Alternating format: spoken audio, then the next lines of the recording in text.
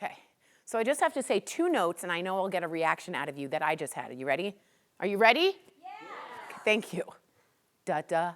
Oh, right? Well, there it is, pardon the pun, but we dove in to get an insider's take on what's happening on Discovery Channel this year. Here's our chat with shark attack survivor, shark show host, and conservationist Paul Gelder. Take a look. Oh, God. Hey, Paul, I'm very excited to be speaking with you today. So most people think of sharks as monsters, but you actually spend your life trying to convince people otherwise. Do you think Shark Week has made people understand the animal a bit more? Oh, absolutely. Shark Week's been going on for quite some time now, and it has a very broad audience. And sharks are almost like this mythological unicorn that people know exists, but they're never actually going to see with their own eyeballs. And so that's why Shark Week is so important, so that we can show everyone across the globe how important, how majestic, and how beautiful they are. They can be monsters, don't get me wrong. They hurt when they bite.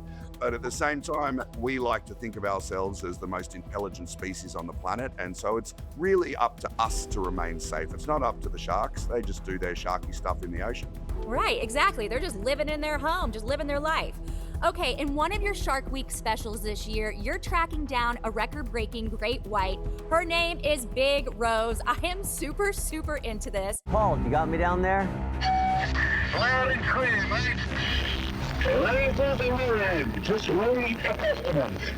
Can you describe the feeling of actually seeing her and how big she was with your own eyes? It's really something that's incomprehensible. We were up in the wilds of Nova Scotia, and the visibility in the water up there was really only about 4 or 5 feet. And so I'm underwater, and this submarine goes past me, and she's a sturdy lass. She's 20 foot long. She's probably 5 or 6 foot from the belly to the fin, and you just see it like the Imperial cruiser from Star Wars, just piece by piece, and it just keeps going and going and going. And she's enormous. Shark coming in. Shark to the cage. Here we go, Neil.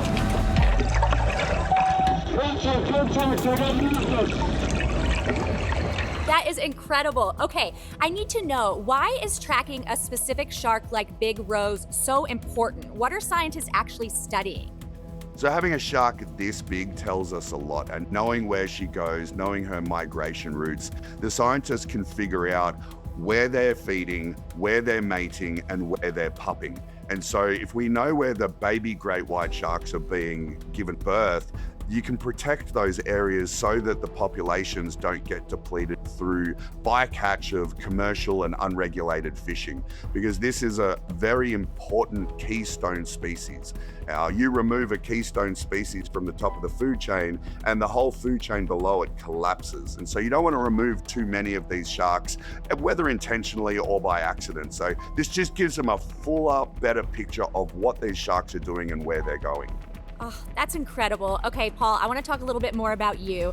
After all these years with Shark Week, what still gets your adrenaline pumping? Is it finding a massive great white like Big Rose, or is it when something kind of goes off plan? Oh, it's probably when I read the show pitch and I think to myself, oh, they're trying to kill me again. Great, this is going to be fun. I've done the most insane things. I've parachuted out of a plane into the Pacific Ocean for 2 days and 2 nights with no food or water. I've hand-fed tiger sharks. I had to teach Mike Tyson how to dive with sharks. That's terrifying of itself. But this year was really cool working with bull sharks, the shark that changed my life, and trying to help people understand how they can stay safe in our show, Bull Shark Dinner Bell. Then we also have a really big stunt show with a Red Bull high diver who's going to attempt to flip and spin and jump out of a moving helicopter into a shark cage surrounded by sharks. So it's going to be a big week. Oh, it's going to be great. Okay, last question for you, Paul. Shark Week makes a lot of people think twice before getting in the ocean. So should we actually be nervous? That is exactly what I want people to do. I want them to think twice before they enter the ocean.